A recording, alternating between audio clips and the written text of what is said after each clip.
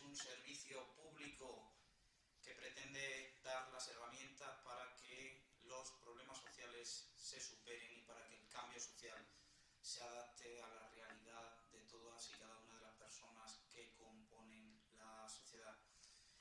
Bien, aquí hablaremos durante muchos días con muchos expertos en determinadas materias sobre temas de política, de derecho, de economía, de empleo, etc. Le daremos una visión totalmente ajena a aquella que vemos día a día en los medios de comunicación. Nuestra propuesta, nuestro objetivo es salir de la polarización y recuperar los debates de ideas. Tenemos como primera invitada a la profesora Julia Sevilla Merino, profesora honorífica de la Universidad de Valencia y presidenta honorífica también de la Red Feminista de Derecho Constitucional que contribuyó a fundar. Bien, conectamos ya con Julia Sevilla. Estamos con Julia Sevilla Merino. Julia, buenas tardes.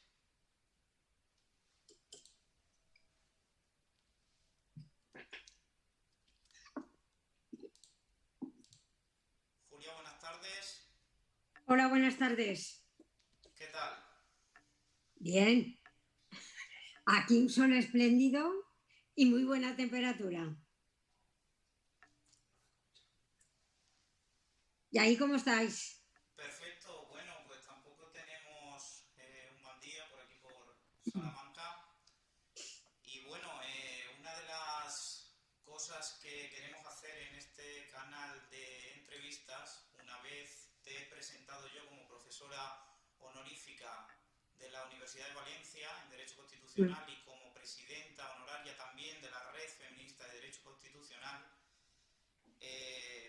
con todas esas cosas que has hecho, Julia, ¿qué nos puedes decir? ¿Quién es Julia Sevilla y qué es el feminismo constitucional en el que fuiste pionera, trayendo a España las tesis de la democracia paritaria?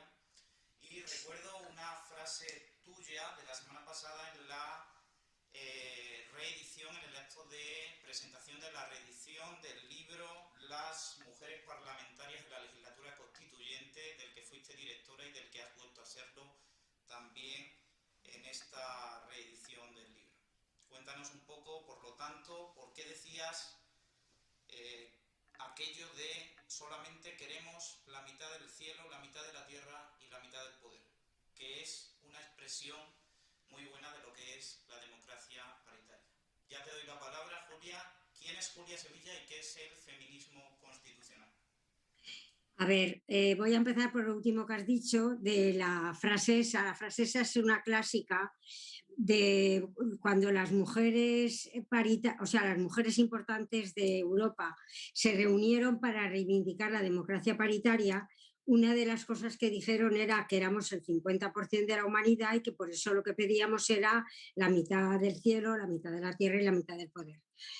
En cuanto a mi trayectoria, pues la verdad es que dedicarme al derecho constitucional es por ser hija de mi padre. Mi padre era catedrático de Derecho Constitucional, yo lo admiraba mucho, yo estudié Derecho, me gustaba lo que él hacía, lo que él decía, me gustaba el Derecho Constitucional. Yo en realidad entré en Teoría del Estado, en el Departamento de Económicas de Teoría del Estado. Y desde ese departamento, yo creo que fue un acierto porque de alguna forma tenía independencia con relación a ser siempre la hija de mi padre, de lo que no me arrepiento para nada tampoco. O sea, no es que piense yo que fatal que todo el mundo piense que soy hija de mi padre, sino que al estar en económicas encontré un espacio diferente al que había en derecho, porque en económicas de Valencia la gente era bastante desenfadada, o sea que separaban económicas y derecho una calle, pero sin embargo el ambiente era completamente diferente, era mucho más distendido, existía una relación más cercana, menos respetuosa en el sentido de, no sé, de conservar las formas, que sí que se conservaban, pero más una manera de interrelacionar más con el profesorado. Encima cogí la época en la que en económicas consideraron que era mejor hacer programas que fueran pactados, como si dijéramos. O sea que es cierto que teníamos un corpus de asignatura, pero de alguna forma el alumnado consideraba y le planteaban qué era lo que más les interesaba estudiar o aprender o hablar o ver. Y esa época fue muy bonita. Luego también yo cuando empezó la reforma, vamos, cuando empezó el proceso democrático, yo ya tenía 4 hijos y de alguna forma había pasado esa temporada en la que solo puedes ser madre, que es otra cosa que pasa, claro. Y, la época de la preconstitución o cuando se estaba tramitando fue una época muy interesante. De hecho, en Salamanca hicimos un congreso vamos, era como si hubiera llegado también la democracia a nuestra asignatura y de alguna manera pudiéramos compartir espacios con los capos de la asignatura, o sea, con los catedráticos, pues así que eran como si dijéramos, era la época, imagínate un catedrático hace todo ese tiempo, parecía que eran, no sé, los los reyes del mundo. Y además aprendíamos mucho, era muy interesante y fue una época muy bonita. Y a ver, ¿por qué me interesó? Pues es que desde el principio sí que es cierto que eso a mí me educaron para ser igual. O sea, que en mi familia es cierto que había diferencias entre hombres y mujeres, pero de alguna manera se nos exigía o se nos pedía tanto a chicos como a chicas que pudiéramos, o sea, que estudiásemos, que tuviéramos un porvenir, que trabajásemos. O sea, mi padre nos decía, tanto mi padre como mi madre, en mi casa lo más importante era que estudiásemos. O sea, que daba igual otras cosas, pero lo que sí que está claro es que todos los hijos, que éramos 7, 4 chicas y 3 chicos, teníamos que tener una autonomía profesional. O sea, teníamos que estar preparados para ser autónomos profesionalmente. Y eso encaja mucho con la situación que vivíamos en aquel momento en España con el tema de la Constitución y de alguna forma el hecho de que la Constitución en el aspecto de los derechos de las mujeres no incidiera de una manera tan importante que se ha visto, o sea, como se ha visto a la larga, que solo nos dedica un artículo, que solo nos nombra como sexo, que de alguna forma las discriminaciones son todas iguales, cuando la del sexo es la más importante, la que se tiene en todo el resto de las cosas. Y eso es lo que me llevó también a profundizar en lo que es el artículo 14, las consecuencias que tenía haber aprobado la Constitución y también el hecho de que hubiera en la Universidad de Valencia un instituto de estudios de la mujer, de alguna forma, hizo que yo entrase en contacto con personas con profesorado de filosofía, de psicología, yo qué sé, de economía, o sea, digamos, muchas materias que se concentraban todas en torno a lo que era feminismo, a lo que era la igualdad de las mujeres. O Y sea, ahí empezó, termino ya con esto, empecé a explicar porque era una época en que había asignaturas optativas, o sea que tú podías explicar, había asignaturas curriculares y otras optativas. Y yo cogí una optativa para Derecho y el resto de la universidad que se llamaba Democracia y Género. de, Ahí hemos llegado con la pregunta que tú me has hecho un poco hasta el final. de acuerdo, Julia. O sea que tú desde un primer momento partes de, digamos, el germen de los estudios constitucionalistas con perspectiva de género en España, de la que Sí, eres precursora, parten ya con una visión multidisciplinar e intersectorial, ¿no? En lo que se refiere a sí, las sí, sí, materias de sí. las... Sí, sí. Aparte empecé yo porque llevaba ventaja. Soy la más mayor del grupo de constitucionalistas de género, como podemos llamarle, de la red feminista. Yo soy la más mayor. De hecho, es verdad y que por eso también pude abordar también, hecho eso y también, cómo te diría yo, el hecho de sentirme, no sé, de sentirme de alguna forma que mi padre estaba como, no aprobando, que no es la palabra, sino de alguna manera afianzándome. O sea, nos convencieron en mi casa que todas podíamos aspirar a lo que quisiéramos, aunque fuéramos mujeres. O sea que siempre tuviste presente esas palabras de Clara Campoamor, eso que decía de ser ciudadano antes que mujer, ¿no? Que la etiqueta de mujer que se impone en la sociedad de forma perniciosa casi siempre no arrastrara a las personas a dejar de ser ciudadanos, ¿no? Porque Sí, naciesen con el sexo femenino. Ese ha sido un sí, poco... de hecho ese momento, el momento ese constitucional y todas las reuniones que se hicieron alrededor del proyecto constitucional fueron muy importantes para abrirnos, no sé, para abrir horizontes dentro de nuestra disciplina y de alguna forma permitir también ese momento de nacimiento, permitir también que se explicaran cosas que no entraban dentro de los programas oficialísimos de derecho constitucional. Julia, visto que podría decirse que tú eres de las que comienza en el auge, en esa época de proceso democrático, de la apertura, la aprobación de la Constitución, de todo ese fervor que hay en torno a la libertad, a la igualdad, hasta el año 82, ¿no? En el que se estima, una vez superado el golpe de Estado y ganadas las elecciones por el Partido Socialista, pues se estima que finaliza la transición. ¿Cómo vive aquellos momentos Julia Sevilla y cómo los vive el feminismo en España? Bueno, el hecho de que fracasara el golpe de Estado reafirmó el sistema democrático y el sistema de, no sé, de constitucional. Fue muy importante porque reunió a todos los constitucionalistas y a todas las constitucionalistas. Quiero decir, no solamente los que explicábamos, sino a las personas que defendían y que consideraban que España tenía que ser un Estado constitucional y que teníamos que defender la Constitución y al mismo tiempo apoyarla. Eso influyó de una manera muy clara en el proceso autonómico, que se aceleró muchísimo, y al acelerarse el proceso autonómico se democratizó también más toda España, porque casi todas las comunidades autónomas tenían un parlamento, con lo cual la ciudadanía tenía muy cerca lo que era el órgano democrático por excelencia, que es el Parlamento. Entonces, el poder votar, el que hubiera elecciones a ayuntamientos, a cortes generales, a cortes constituyentes, el que todos los órganos que podían tener algo de poder, como si dijéramos, de decisión, fueran democráticos, o sea, fueran elegidos, eso le dio un impulso muy importante a los derechos, a sentirte ciudadana. Entonces, esa época o ese momento que estamos comentando es un momento casi como fundacional, o sea, casi como que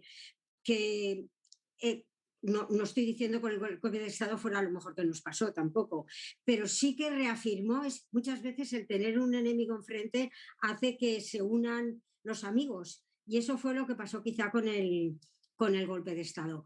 Y a partir de ahí, con todo el desarrollo democrático, a mí, por ejemplo, me dio la oportunidad a la Comunidad Valenciana y al resto de las comunidades. A mí, por ejemplo, me dio la oportunidad de poder ser letrada de las Cortes. Quiero decir que de estar compartiendo de una manera, creo que entra mucha luz, perdona,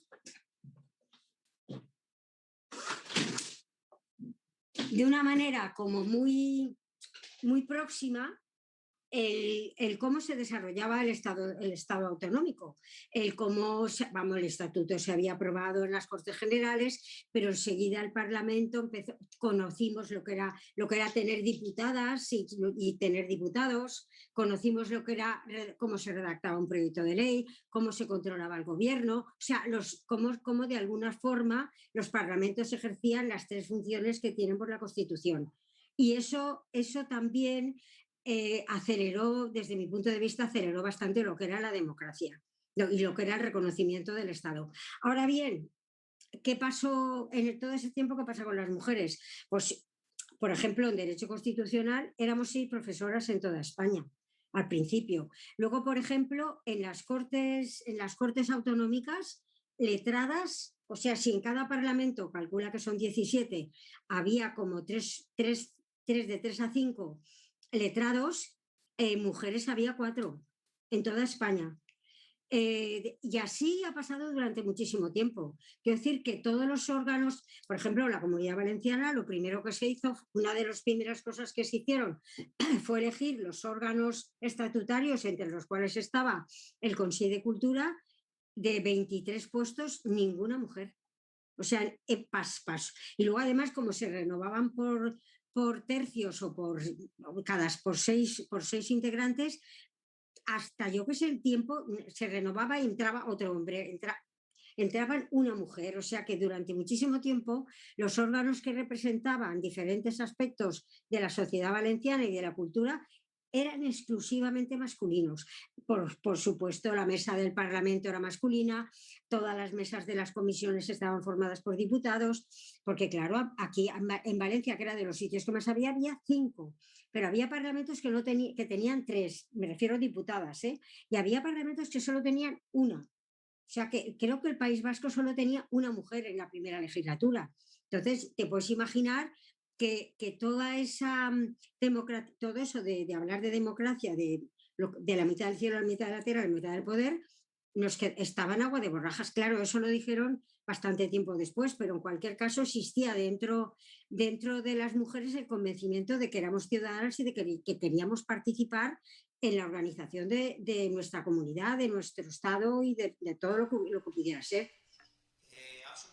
Has sido letrada de las Cortes Valencianas,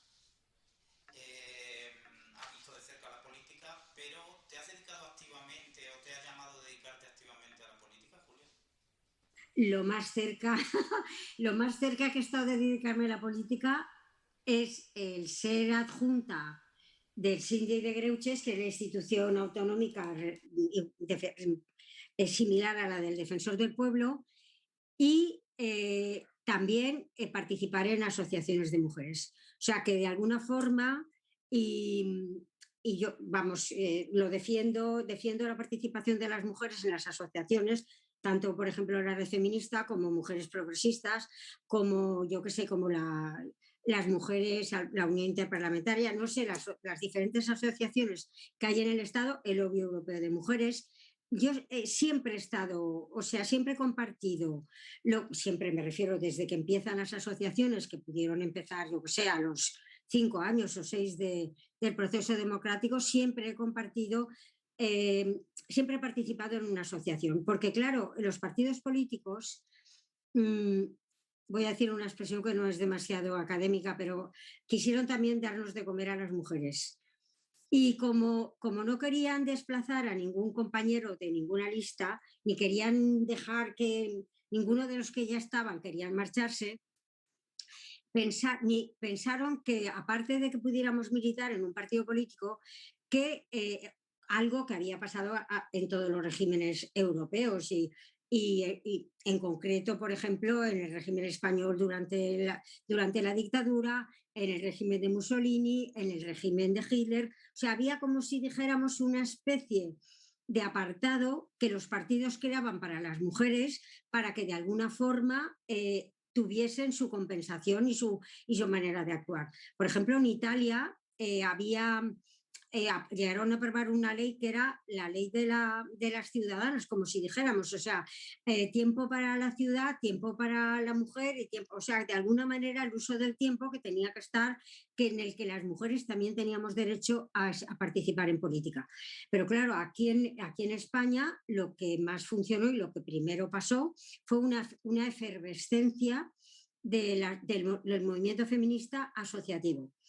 Y hablando de eso, desde mi punto de vista, en el título primero de la Constitución, al hablar de asociaciones empresariales y al hablar de sindicatos, falta las asociaciones de mujeres. Quiero decir que ni los empresarios son un porcentaje elevado de mujeres, hasta que no llega la ley de igualdad en las asociaciones empresariales, por obligación de alguna manera de la ley de igualdad, no entran mujeres en las cúspides, y pese a todo y el tiempo que ya lleva aprobada la ley de igualdad, tampoco prácticamente hay mujeres en las cúspides del empresariado. Y luego, por otra parte, en los sindicatos, al final crearon una Secretaría de la Mujer, también para que las mujeres tuvieran un espacio, pero en ningún sindicato está presidido por una mujer.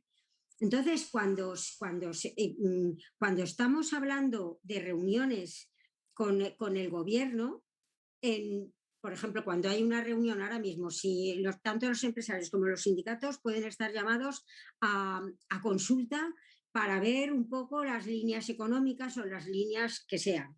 Ahí faltamos las mujeres. Ahí faltan las asociaciones de mujeres como representantes del 50% de la población. Al igual que los sindicatos no representan, o sea, no todo el mundo está afiliado a un sindicato, ni todo el mundo está afiliado a un partido político, ni todo el mundo está en la Confederación Empresarial, pero sin embargo se considera que su opinión es importante para articular el mapa económico y el mapa social. Las mujeres estamos ahí, o sea, tenemos que estar necesariamente, porque las mujeres, o sea, porque necesitan escuchar y necesitan tener en cuenta nuestras aspiraciones y nuestro papel en la historia y en la vida cotidiana, porque por mucho que nos empeñemos, hay cosas que prácticamente son imprescindibles para la mujer, como es el parir. Pero sin embargo hay otras que se nos han adjudicado por, yo qué sé, por consenso masculino, que es todo el resto, o sea, la división de roles, el que la mujer está en casa y el hombre trabaja, el que la mujer es la que tiene que llevar a los niños al colegio, que atenderlos, que bañarlos, que darles la comida, que organizar la casa, todo eso no está escrito en ninguna parte. Y sin embargo, en los estados modernos, en todos se dan esta circunstancia. De acuerdo, Julia. Bueno, muy interesante esto que me cuentas sobre que en el diálogo social, que no solo debe reducirse a la ordenación de las relaciones laborales, se incluya también a esas organizaciones del tercer sector, la Federación de Mujeres Progresistas, por ejemplo, para que a la hora de regular, de adoptar políticas, se tenga en cuenta su voz, como se tiene en cuenta la de sindicatos y patronales. Darle un rango constitucional de Sí. sujeto político a esas organizaciones, ¿no? Sí, sí, exactamente. Al hilo de lo que me dices, ¿en qué momento ves o cómo valoras el momento en el que se encuentra el movimiento feminista? ¿Crees que está Ah, unido el movimiento feminista actualmente, en 2021? sí, a ver, es que hablar de movimiento feminista es, yo qué sé, hace unos años éramos 4, pero ahora hay un porcentaje muy elevado de mujeres que está en asociaciones y luego, por otra parte, o sea, que digamos que hay un movimiento feminista en el que predomina la asociación y el que predomina el compromiso político, que todas lo tenemos, pero en fin, con predominio. Y luego hay también dentro del movimiento feminista mujeres que pertenecen a las diferentes esferas de la ciencia, o sea, de las ramas, de las disciplinas, o sea, de alguna forma es que casi todas las leyes o casi toda la organización política se basa de alguna forma en personas formadas y en personas formadas que son las que de alguna forma elaboran los proyectos de leyes, elaboran las directivas, elaboran de alguna forma el input político. O sea, que es cierto que en los parlamentos se debaten y se discuten las leyes, pero es cierto que, por ejemplo, un proyecto de ley casi siempre tiene previamente unos pasos importantes y esos pasos importantes en muchas ocasiones los dan los técnicos, o sea, los especialistas o las especialistas. Entonces, en esa parte del movimiento, de alguna manera, de lo técnico, en esa parte también han predominado durante muchísimo tiempo los hombres. Incluso ha habido despachos especializados, por ejemplo, los administrativistas han sido muy importantes a la hora de redactar partidos, a la hora de redactar leyes, anteproyectos de ley. Entonces, en estos momentos hay como una eclosión en las universidades de personas de personas feministas, o sea, de personas que piensan que las mujeres somos sujetos y que de alguna manera están explicando las materias con esta perspectiva de igualdad que no se tenía antes. Por ejemplo, que la Declaración de Derechos solamente sea la francesa y la americana y no se hable de la Declaración de Derechos de Olympia de Gouges, ni tampoco de la de Senegal Falls, ni que tampoco se hable, por ejemplo, cuando se acaba la Segunda Guerra Mundial, está el mundo absolutamente destrozado. De hecho, una primera cosa que pasa es que las mujeres estaban trabajando lo que no está, cuando los hombres estaban en guerra, y de alguna forma llegan los hombres del frente, se murieron muchos, pero también muchos vivieron, y quisieron ocupar el espacio que tenían antes. Quisieron, con lo que de alguna manera a la mujer se la desplazaba. ¿Qué pasa, por ejemplo, en Estados Unidos?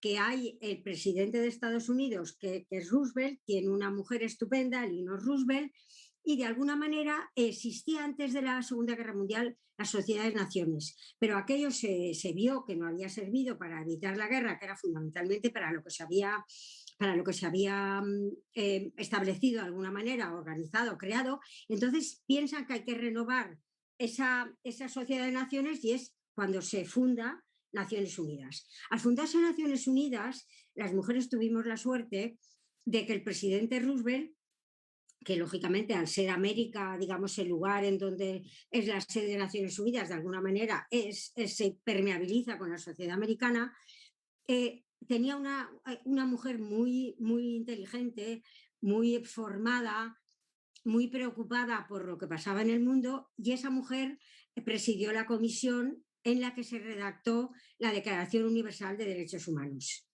¿Qué pasa? Que las leyes son muy importantes, pero las leyes no lo hacen todo. Toda la masa ciudadana que está en cada estado y en cada lugar es una masa que pesa, como si dijéramos, a la hora y que impone criterios. ¿Qué ocurre? Que Naciones Unidas se dio cuenta, o sea, se percataron que qué pasaba con las mujeres. Entonces hicieron una primera conferencia de Naciones Unidas sobre la situación de la mujer, en la que participaron, digamos, todo el mundo, América Latina de una manera muy clara y Europa también de una manera muy clara, y se llegó a la conclusión, como se quedarían, que pensaron que con un año no era bastante, y dieron la década de Naciones Unidas, de la mujer en Naciones Unidas. O sea, 10 años para estudiar qué pasaba con las mujeres, por dónde estaba y tal. Pero, por ejemplo, si coges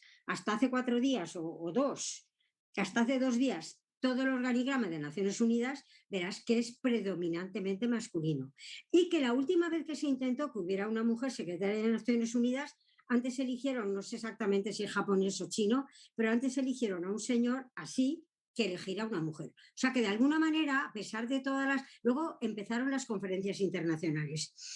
Y la más importante fue, la última importante fue la de Pekín, que es donde aparece toda esta historia de la declaración de que las mujeres, porque en las conferencias de Naciones Unidas estaba el foro oficial y el foro de las asociaciones.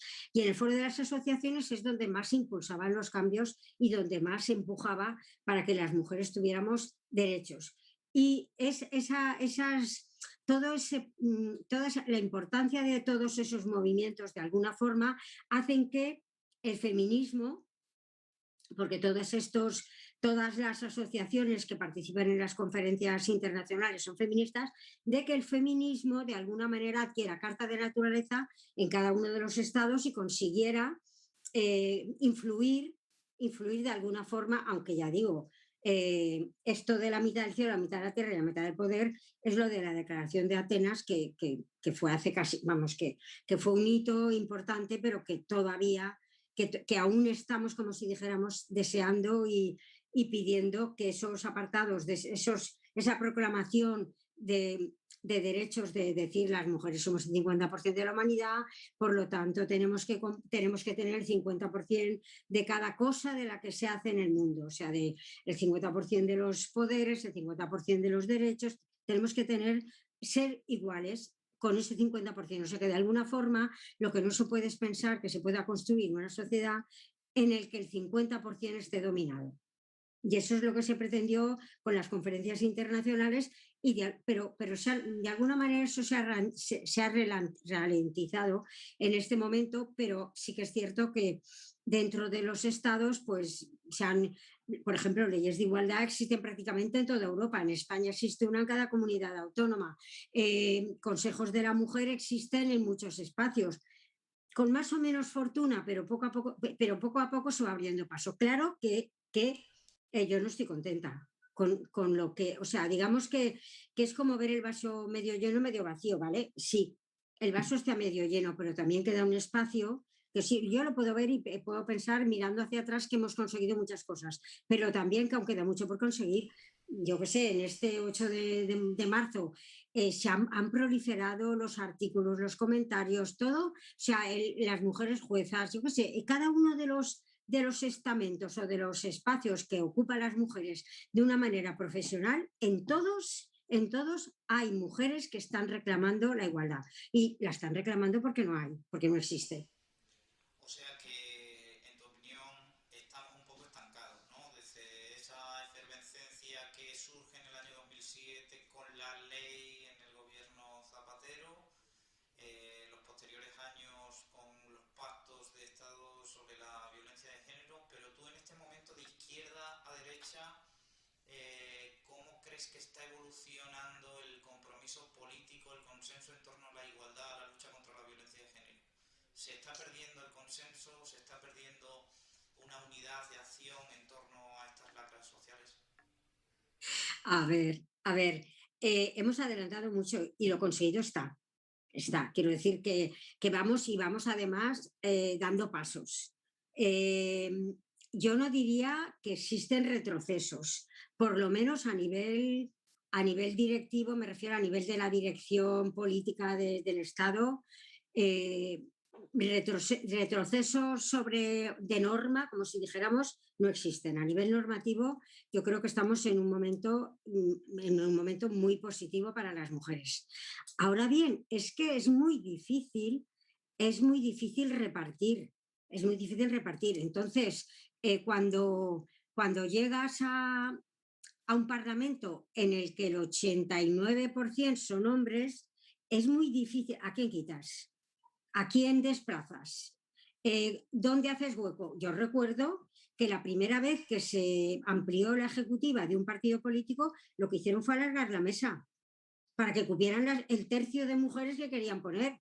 No se fue ni uno, alargaron, porque es que no sé cómo decirte, no quieren perder el poder, no quieren dejar para nada ninguno de los espacios que han conquistado. Y en esta vida lo más difícil que hay es compartir. Lo más difícil. Tú coges a dos niños, les dices, comeros este pastel entre los dos, y les cuesta mucho hacer dos partes iguales. Vamos, les cuesta, a veces pasa, tampoco quiero ser tan criticona, pero quiero decir que es muy difícil compartir es de lo más difícil que hay. Y cuando tú te crees que eso es tuyo y que te pertenece y que eres la persona que mejor puede hacer eso, es muy difícil bajarte del burro. Me parece a mí, ¿eh? ¿Y cómo ves tú ese futuro, ¿no? ¿Qué queda por hacer, Julia? ¿Qué queda por hacer A ver, en la lucha, en la igualdad entre hombres y mujeres? ¿Y qué papel tienen los jóvenes en esa materialización de la igualdad de aquí al futuro? en estos momentos hay un problema muy importante que es el que se llama, así por decirlo de alguna manera y rápido, lo trans. O sea que de alguna forma en estos momentos hay un problema importante en el feminismo, que es que se está discutiendo el sexo. O sea, se está discutiendo la existencia, o sea, se quiere discutir la existencia de una persona mujer y una persona hombre. O sea, de que el sexo sea una característica definitiva de género humano. Eso se está discutiendo. eso es un problema importante. Luego, otra cosa que es fundamental, importantísima, es la educación en igualdad. Cuesta, por ejemplo, introducir contenidos en las escuelas primarias, secundarias, o sea, a lo largo del currículum escolar, cuesta mucho introducir conceptos o de alguna manera feminizar, pero tampoco feminizar, sino igualar la terminología para que no salgan desfavorecidos hombres y mujeres. Por ejemplo, dices matemáticas, un problema de matemáticas. El médico cobra 700 euros, la enfermera cobra 400. Ahí estás definiendo dos roles, pero es que no es eso, es que aquí hemos atravesado una pandemia y todos los comunicados que salían, cuando salían a comunicar hablaban de médicos y enfermeras. ¿Y cuántas médicas hay? Una barbaridad. O sea, el porcentaje de médicas es mayor que el de médicos. Por ejemplo, decían, los padres pueden sacar a pasear a sus hijos. Y era padres, que es masculino, y hijos, que es masculino. Y no es que no estemos acostumbradas a que los padres sean padre y madre, pero que de alguna manera el lenguaje está ocultando mucho. Claro, tú me dices, esas leyes que faltan, o sea, hay tres aspectos muy importantes que están desde hace muchísimo tiempo alguno, pero que se generan, como si dijéramos, se van generando, que son la prostitución, los vientres de alquiler y la violencia de género. O sea, son tres partes súper importantes que de alguna manera, o sea, la prostitución es que le llaman el oficio más antiguo del mundo. En este Cuando lo que sentido, es... Julia, Sí. te quiero recordar una anécdota o un planteamiento. Cuando estábamos en mitad de la pandemia y se empiezan a cerrar todos los locales, esos sitios alegales que son los prostíbulos, parece ser que se revela por primera vez y con carácter general que esa situación de alegalidad no impide que estén abiertos. Es más, era en algunos sitios los únicos establecimientos que quedaran abiertos por quedar precisamente fuera de la ley. De los términos municipales. ¿Eres abolicionista en torno a la prostitución? Totalmente. ¿Crees que liberalizando y profesionalizando esos servicios vamos a acabar con esa forma de esclavitud? Es que la prostitución no es un trabajo. O sea, no se puede legalizar lo que es no sé, un oprobio y una desnaturalización de lo que es una persona. O sea, tú lo que no puedes es crear un epígrafe en el que el trabajo, lo que se considera o lo que llaman trabajo, es la anulación por completo de una mujer. Puede también ser de algún hombre, pero en concreto la anulación por completo de una mujer queda absolutamente desprovista de derechos cuando no tiene más narices que ser prostituta. O sea, la forma de... porque sí, algunas dicen, no, es que yo prefiero algunas teóricas dicen, es mejor ser prostituta que ser cajera de Mercadona. O es lo mismo ser prostituta que ser cajera de Mercadona. Para nada. Para nada. Tú no puedes ir a un colegio, llevar a tu hijo y que te pregunten, ¿y tú qué haces? Y dices, yo soy prostituta.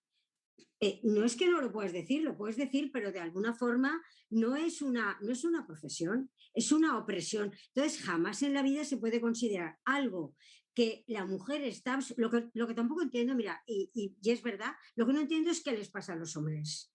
No lo entiendo. O sea, no entiendo por qué un hombre considera que el sexo es lo más importante en el mundo incluso le gusta el sexo comprado. O sea, que no, porque hay muchos hombres que están casados y van a prostitutas que tienen novios o novias que tienen novias que no tienen, o sea, que no tienen, que pueden, con las que pueden tener relaciones sexuales, pero les gusta más ir de prostitutas. Ni tampoco entiendo por qué tienen que aprovecharse de la vulnerabilidad de una mujer cuando le han metido algún tipo de droga o cuando está acorralada por 5 hombres. ¿Por qué qué deformación mental tienen para satisfacer, para divertirse, para considerar que eso es algo positivo? Es que no lo entiendo, de verdad. Forzar a una persona a hacer algo, eso tiene que ver de alguna forma con una relación. No, no es. O sea, tiene que ver con una relación de oprobio, con una relación de maltrato, con una relación yo qué sé, de dominio, pero no tiene que ver con una relación. Las relaciones son de igualdad. O sea, lo que más hemos, o sea, uno de los derechos fundamentales que están en todas las constituciones y en todas las declaraciones es la igualdad. Y la prostitución choca frontalmente, lateralmente y subliminalmente con la igualdad, pero vamos, por todos los flancos que las quieras poner. No, no, no pienso que se pueda legalizar de ninguna de las maneras, de ninguna de las maneras. Lo que ocurre es que tenemos un mundo en el que la opresión se da en muchos aspectos y en muchos espacios y que a veces lo hemos naturalizado. Por ejemplo, las casas de confección en China, en las que hay mujeres que están 5 o 6 días en un sótano cosiendo sin irse a su casa para nada y que eso se considera que es un trabajo. O los vientres de alquiler que igualmente consideran que porque ¿quién da su vientre de alquiler? ¿Qué personas? ¿Qué mujeres son las sujetas de los vientres de alquiler? Personas que no tienen dinero, personas que lo hacen porque no pueden, o sea, porque tienen que vivir, personas que con ese dinero que ganan o sea, alquilando su vientre durante 9 meses, consiguen algo para su casa, para sus hijos, o sea, que lo hacen porque están absolutamente desprovistas de un trabajo con el que puedan satisfacer sus necesidades. Y así sucesivamente, no existe, no sé, yo qué sé, no existe o la donación de óvulos, que lo anuncian cerca de las universidades y encima consideran que es un acto altruista y que no pasa nada, y que no es verdad. Los óvulos tienen un número determinado, o sea, se producen en un número determinado y no siempre es inocua la extracción de óvulos. Se creen que es lo mismo que un hombre de donación de semen y no tiene nada que ver. Todo lo que las mujeres son, o sea, ponemos todo lo que tenemos en cada cosa que tenemos. O sea, que no es como un hombre que ahora dice, vale, pues dono semen y me voy a mi casa tan tranquilo. Las mujeres no. Las mujeres es un proceso muchísimo más complicado y sin embargo se frivoliza y se banaliza muchísimo y sobre todo cuando lo de los vientres de alquiler se dice, puedes ayudar, puedes dar la felicidad. La felicidad está en tener hijos. Eso quiere decir que la cantidad de mujeres, o en casarse, la cantidad de mujeres que no se casan o que no tienen hijos, ¿son más infelices? ¿Son ciudadanas de segunda? No, es que estamos creando unos conceptos que infiltramos y que están pervirtiendo por completo lo que es las relaciones de igualdad en la sociedad. Entonces, Julia, para ti ambas formas, tanto los vientres de alquiler como la prostitución, son formas de libertad coaccionada y por lo tanto no hay libertad. No hay libertad, no, de coaccionada nada, no hay libertad. Si esa mujer le ofrecieras ese mismo dinero por hacer otra cosa, o sea, porque ser un vestido, ese mismo dinero, no digo menos ni más, porque ser un vestido, pues sería un vestido. Lo que pasa es que ese dinero lo ganan exactamente con eso, convirtiendo su cuerpo en una cosa, en un almacén. O sea, de entrada ya estamos parcelando. O sea, cuando hablamos de vientres de alquiler, no estamos hablando de una mujer que se alquila, sino que esa mujer alquila una parte suya. Es como si yo ahora dije, es como a que no está permitida la venta de órganos. La venta de un hígado está, bueno, y se hace, y se ha hecho también, porque hay gente que ya va con la cicatriz perdón, de riñones, de que le han arrancado, de que le han quitado un riñón. Pero eso no sé, no, somos seres, igual que los hombres, no somos seres inferiores. Tenemos ahí está, por una parte la libertad y por otra parte la dignidad. Con dignidad tú no puedes dedicarte a ser vientre de alquiler o a donar un hígado un riñón mientras estás vivo. De acuerdo, Julia. Pues queda claro que es muy importante en estos temas el tema de la educación. ¿Ha servido la educación para la ciudadanía o las asignaturas que ahora se llamarán de otra manera, pero pues cuando yo estudié era la educación para la ciudadanía? ¿Ha Sí. servido esa educación para la ciudadanía para crear jóvenes, mujeres y hombres comprometidos con la igualdad y comprometidos con crear una igualdad y consolidar una sociedad en igualdad? Te haría otra pregunta. ¿En los colegios religiosos sirve la enseñanza de la religión para que el alumnado vaya a misa el resto de vamos, cuando deja el colegio?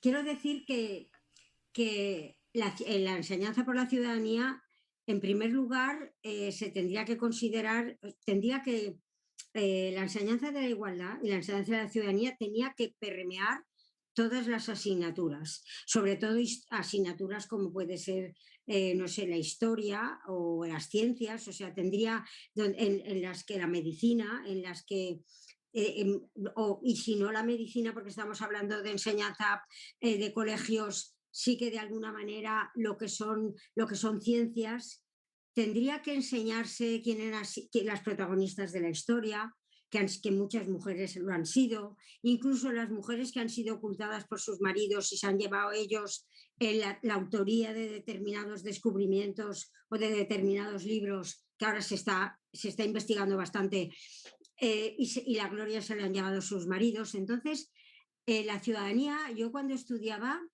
mira, hace años, en mi colegio se daba, y en todos los colegios se daba formación del espíritu nacional. Y se daba también, te explicaban cómo había que poner la mesa, cómo había que, o sea, se enseñaba a bordar, o sea, digamos que te enseñaban a ser mujer y al mismo tiempo, luego teníamos que hacer el servicio social. Como los hombres hacían el servicio militar, nosotros hacíamos el servicio social, que era ir a un campamento. La verdad es que nos lo pasábamos bien, pero bueno, era una cosa que como que te la imponían. Entonces, en estos momentos, la educación para qué es ser ciudadano, o sea, o ciudadana, sería en cualquier materia, hablar de la igualdad de hombres y mujeres, en todas. Y luego yo qué sé, es que yo sinceramente no sé qué, porque en América cualquier persona se sabe la Constitución, bueno, cualquier persona, en todas las escuelas se habla de la Constitución. Tendría que ser un poco el reconocimiento de lo que es un Estado de Derecho, de lo que es, de cómo se ha llegado al Estado moderno, desde la perspectiva política. O sea, no sé, ¿a ti qué te explicaron? Ahora te devuelvo la pregunta. ¿Qué te explicaron a ti en Educación para la Ciudadanía? Pues igualdad entre mujeres y hombres precisamente no, con lo cual Fíjate, lo más importante vais se lo dejan. ¿Y qué te explicaban? De verdad, ¿qué bueno, dabais en pues Educación para la se Ciudadanía? hablaba de medio ambiente, se hablaba de inmigración, etcétera, pero bueno, yo creo que también depende de que el docente se implique y yo no tuve en aquel caso suerte, pero Es eso, es importante el profesorado. Que el eh, profesorado no coja una asignatura porque sí, sino que de alguna manera primero tenga vocación de docente, que eso es importante. Y en segundo lugar, tenga interés, considere que la materia que está explicando es importante. Y y por otra parte, Julia, hay un debate en torno a si la educación universitaria y no universitaria debe ser específica en género o esa enseñanza multidisciplinar intersectorial de la que me hablabas al principio y de la que parten los estudios de género. Me explico. ¿Cómo educamos en perspectiva de género? Creando títulos del tipo técnico superior en promoción de la igualdad de género o creamos estudios con perspectiva de género en el sentido yo estudio derecho y tengo determinadas asignaturas o determinados enfoques que me permiten tener una perspectiva de género, pero una profesionalizar el género como enseñanza, sino hacerlo intersectorial, ¿no? ¿Qué te parece más acertado a ti? De entrada me parece, a ver, de entrada me parece que habría que utilizar bien la palabra género. O sea, que tendríamos que hablar de igualdad de sexos y no de igualdad de género, porque el género son los aditivos o las cosas que se le ponen al hombre y a la mujer por pertenecer a un sexo o a otro. Entonces, no es hablar de perspectiva de género, se podría hablar de perspectiva de género, pero lo que no se puede hablar es de igualdad de género, porque ¿qué nos igualamos? En que tú vas a partir de ahora vas a fregar los platos y yo a partir de ahora voy a irme a tomar un café y voy a abandonar el lavar los platos para que los laves tú. No, eso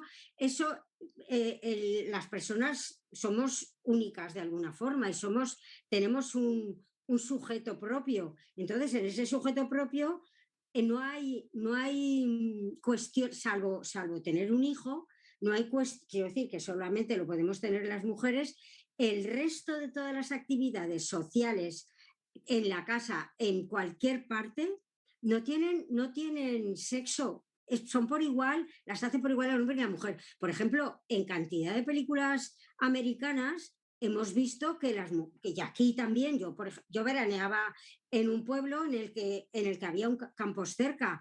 Trabajaban en el campo los hombres y las mujeres, no trabajaban solamente los hombres en el campo. Y en cualquiera de los espacios que te puedes encontrar, por ejemplo, en todas las guerras las mujeres participan.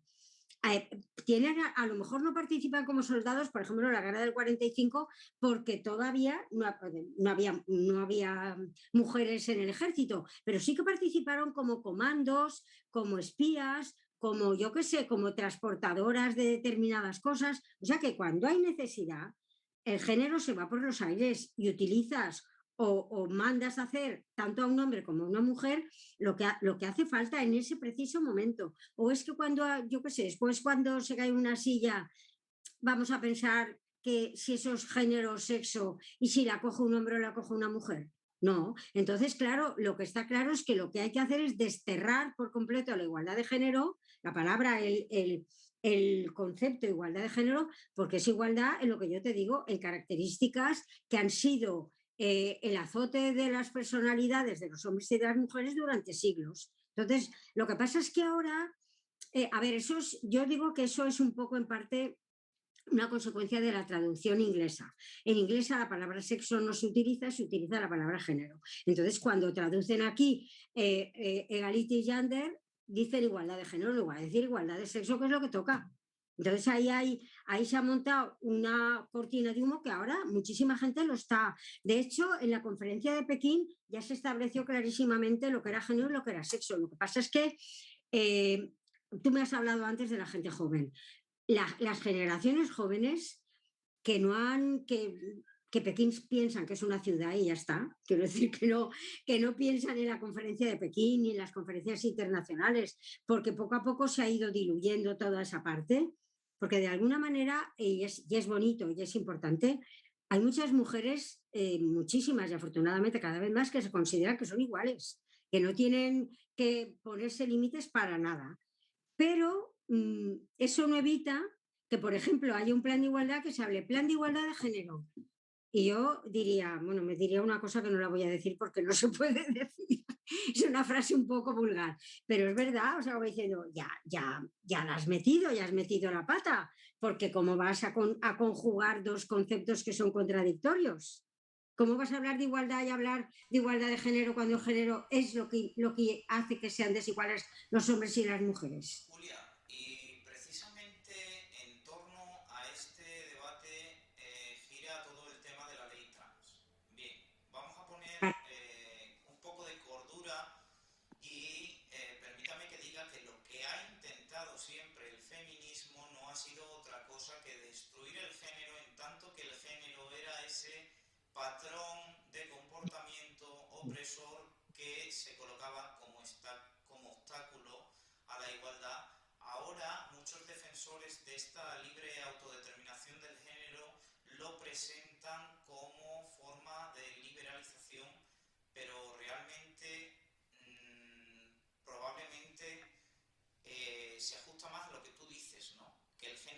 no es para nada una manera de liberarse de la opresión, sino que nos conduce precisamente a la propia opresión y a mantener los roles y a la socialización. Claro, sí, sí, sí, sí, completamente de acuerdo, sí, sí. Lo que ocurre es que ahí hay otro fenómeno y es que de alguna manera el fenómeno trans quizá sea, no sé, ¿cuántas personas trans hay?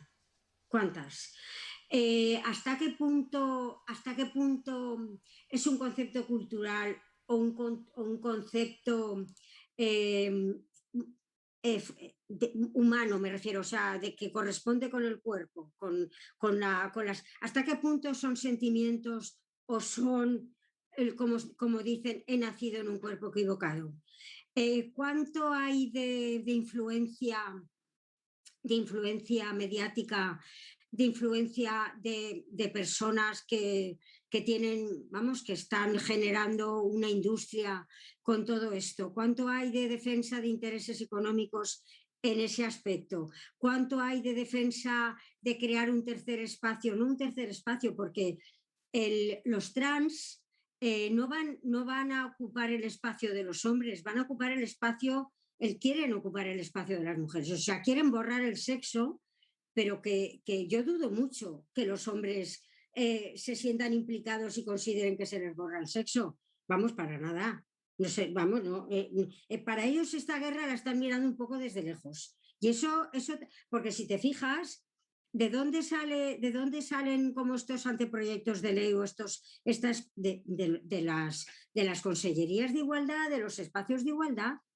Y de igualdad, y la igualdad casi siempre, el otro día no me acuerdo dónde estaba, que quedó la cosa un poco regular, pero la igualdad afecta a las mujeres, porque los hombres ya son iguales, vamos, es algo que creo que he repetido demasiado en este rato. Los hombres no necesitan la igualdad, la necesitamos nosotras. Entonces, claro, ¿a qué van? Por ejemplo, plazas de reserva de plazas hace poco en una oposición en Cataluña.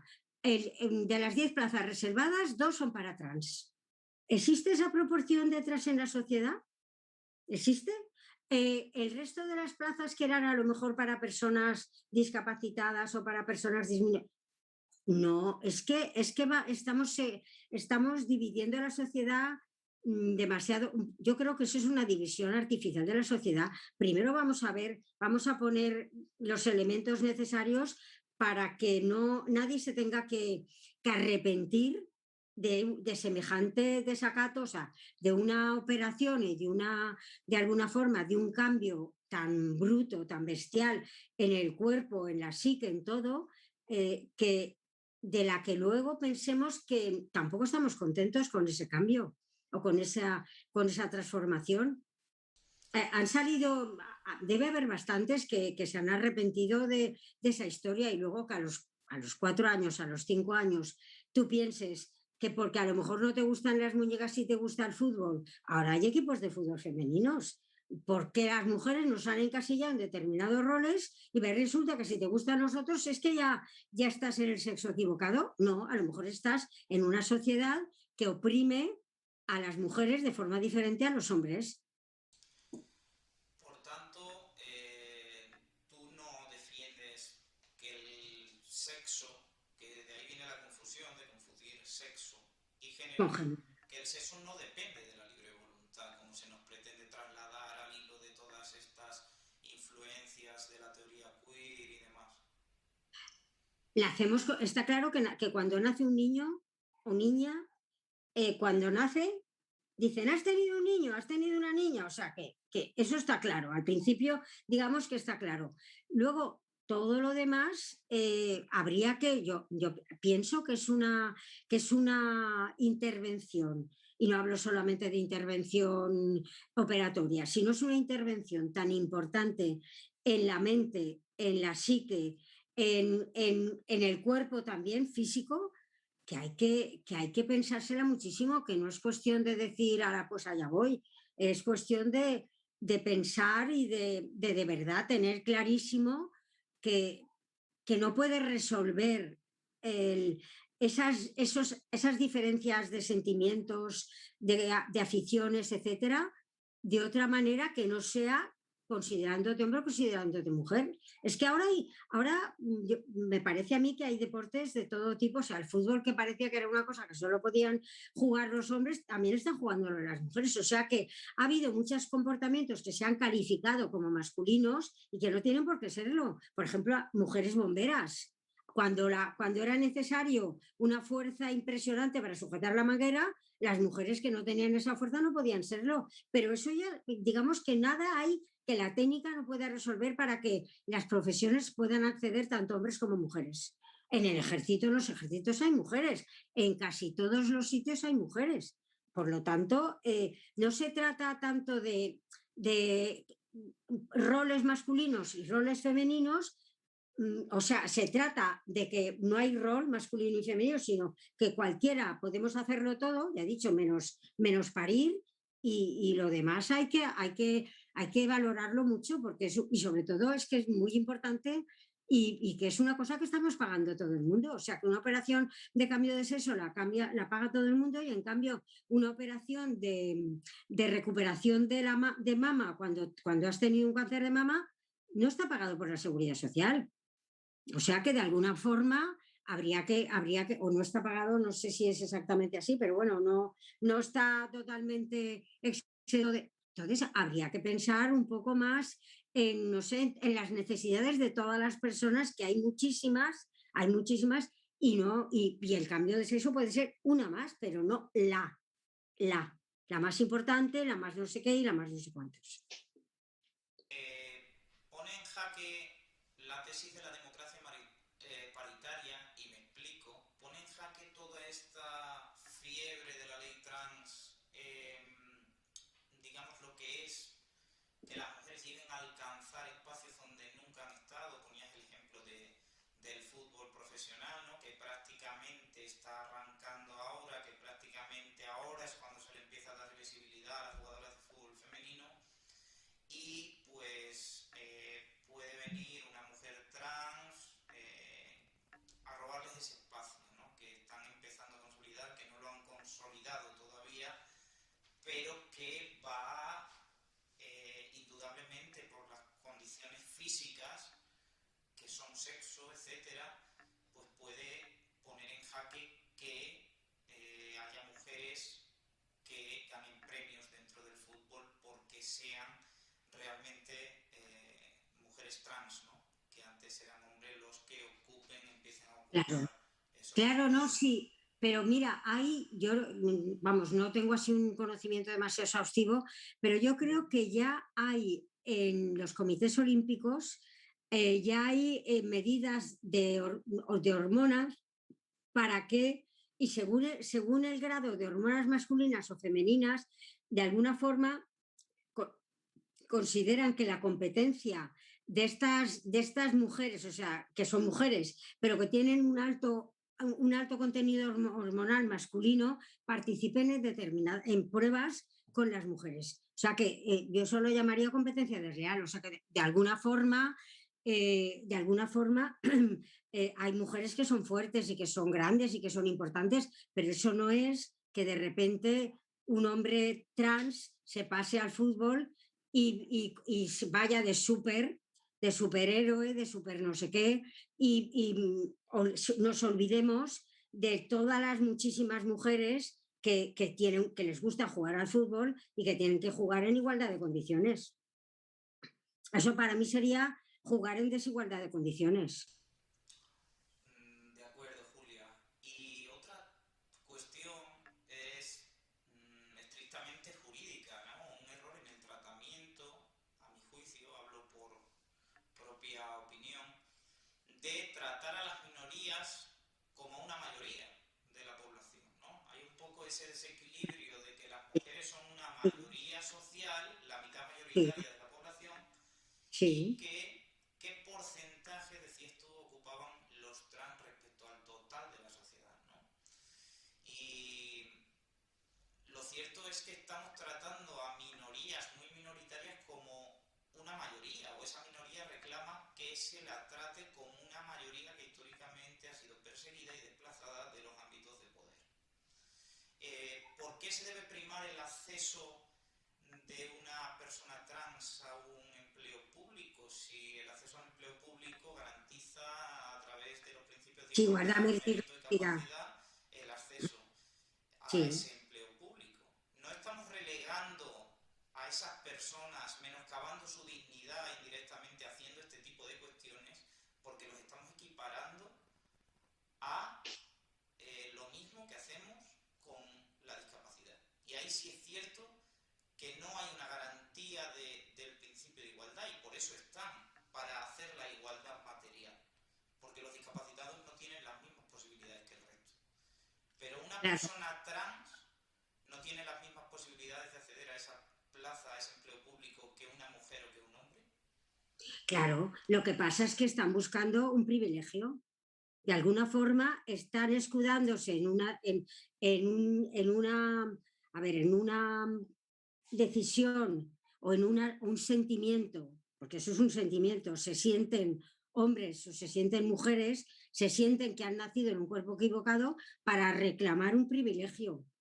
Sí, vamos, no, no. De Quiero decir acuerdo. que no hay ninguna otra, vamos, yo creo que no deben, no debe no se deben crear espacios para los trans porque pueden competir con normalidad. Hasta ahora, por ejemplo, han competido con normalidad.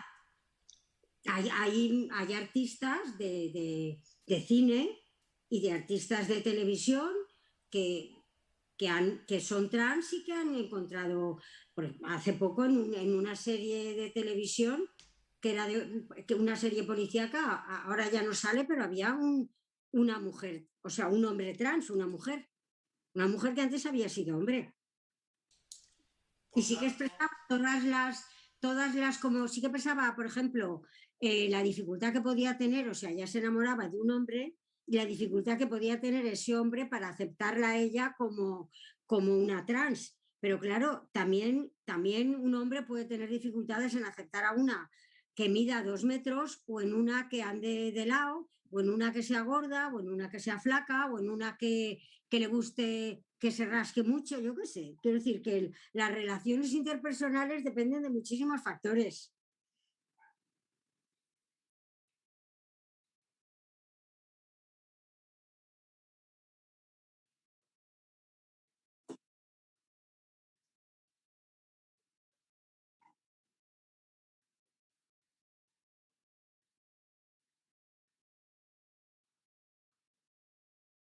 Sí,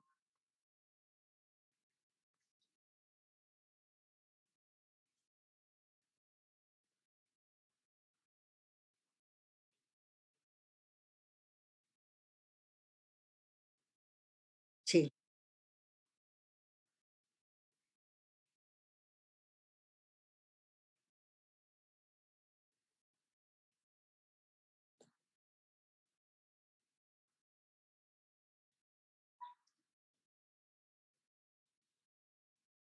no, perdona, me dicen que no se estaba escuchando, Julia.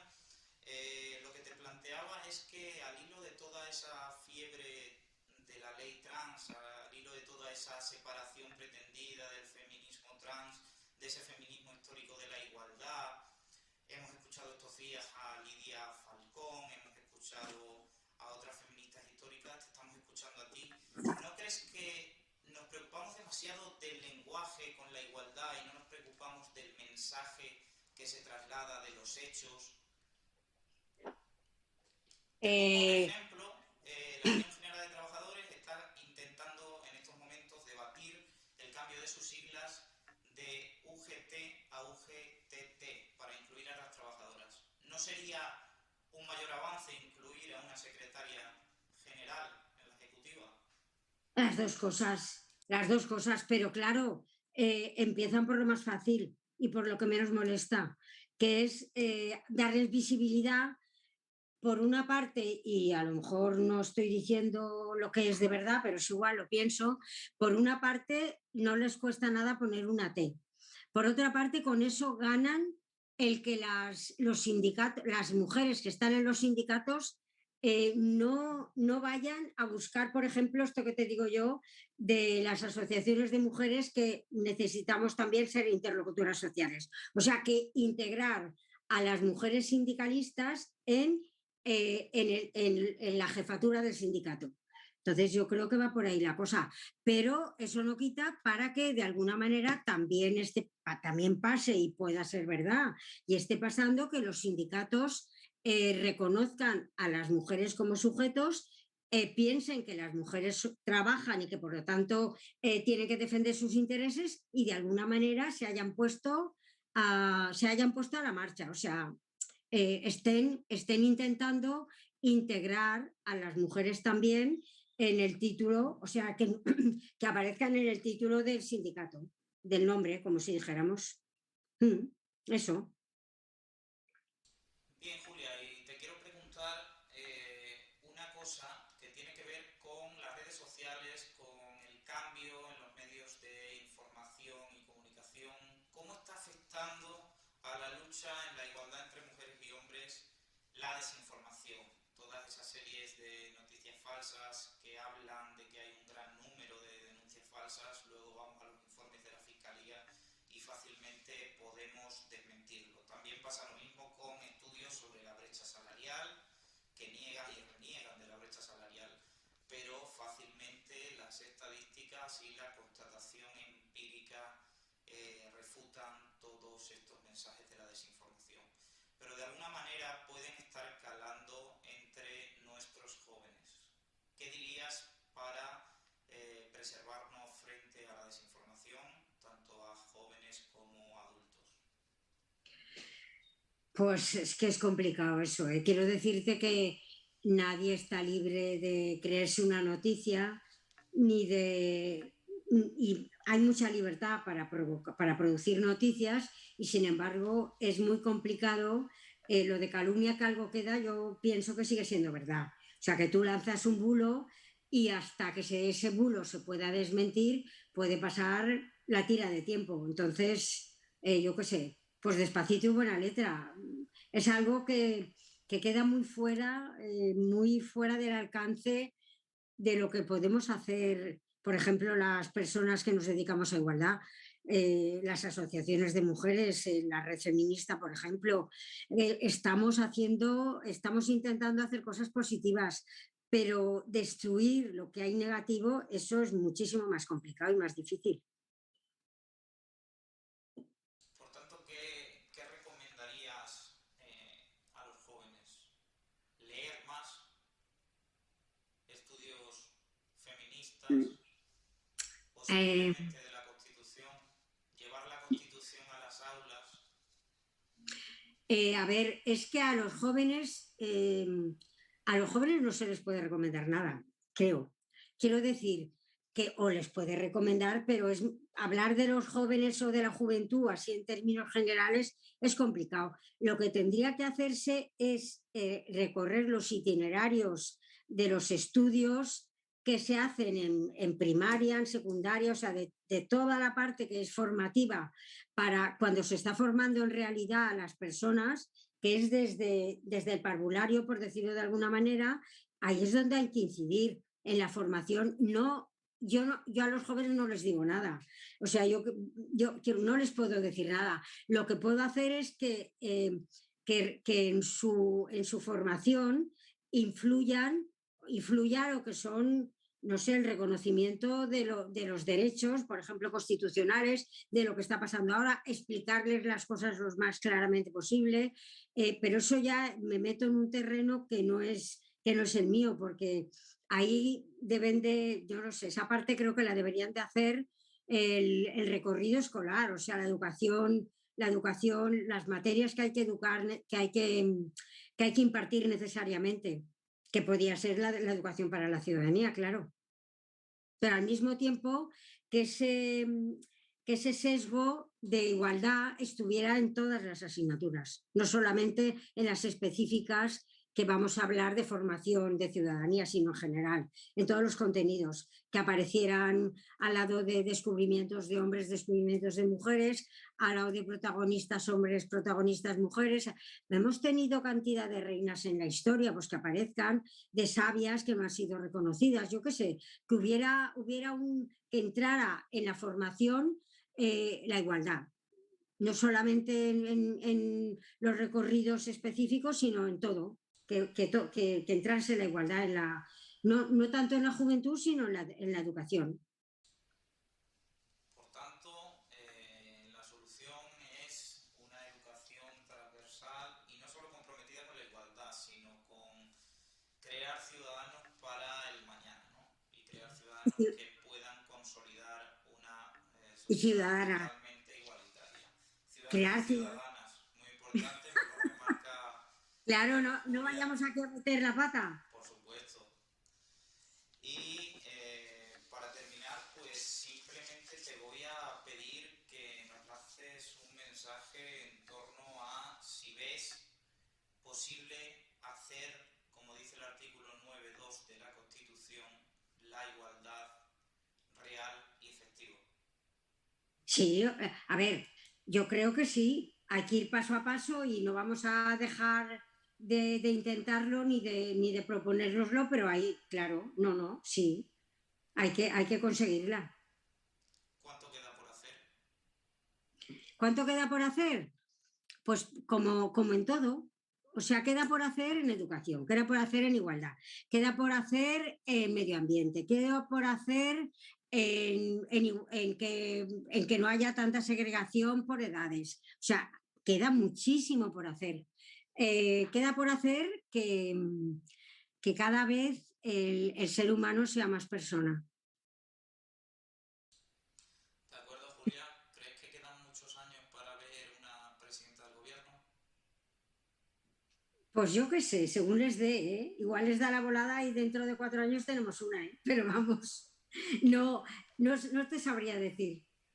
No lo descarto, no lo descarto, porque ya ves cómo está el mundo que nos da constantemente sorpresas. O sea que no me extrañaría nada que nos dieran una sorpresa y dentro de nada tuviéramos mujeres presidentas por todas partes.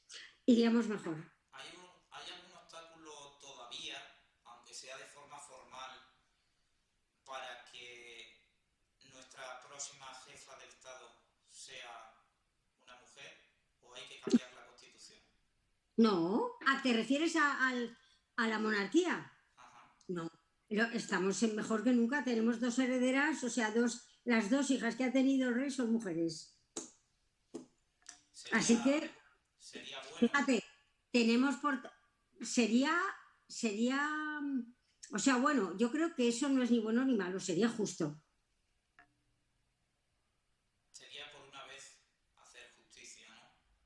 Sí, sería eso, sería hacer justicia. Sí. Oye, ¿no nos pregunta nadie nada o se han ido todos ya? No nos han preguntado nada por el chat, o sea que debes haberlo dejado todo muy claro. No, qué barbaridad. Sí. Muy bien, pues nada, me alegro de haber compartido este rato con la gente que está en el chat y con los que se han ido también, o las que se han ido. Y nada, muchísimas gracias por haber contado conmigo. Nada, muchas gracias a ti, Julia, que has servido de pantalla de presentación de este nuevo programa que pretendemos llevar debates de ideas a los más jóvenes y a los no tan jóvenes, ¿no? Y yo creo que precisamente eso es lo que hemos hecho esta tarde y por lo tanto te doy todos mis agradecimientos por haber estado aquí, haberte lanzado a la piscina con un proyecto que todavía no se conocía. Por lo tanto, muchísimas gracias, Julia, por tu ganas siempre de trabajar, que a los que tenemos menos años nos das lecciones cada día porque nos das muchísimas ganas de trabajar, porque eres una mujer que es un no parar. Es decir, no me imagino las semanas que tendrías la pasada semana con tantos actos reivindicativos, conmemorativos, entregas de premios, etcétera. Mira, Eso lo da la vida. La verdad es que la vida, yo creo que se ha portado bien conmigo, me ha recompensado, me ha devuelto muchísimo, muchísimo, muchísimo más de lo que yo he dado. O sea que estoy satisfecha. Pues te doy muchas gracias, me despido de ti, Julia, Yo también te doy las gracias. y te doy un beso muy fuerte desde Salamanca, esperando que volvamos a reencontrarnos de forma presencial. Seguramente lo hagamos cuando pase todo esto. Un Muy abrazo, bien. Julia. Igualmente, un abrazo grande para ti. Hasta luego. Hasta luego.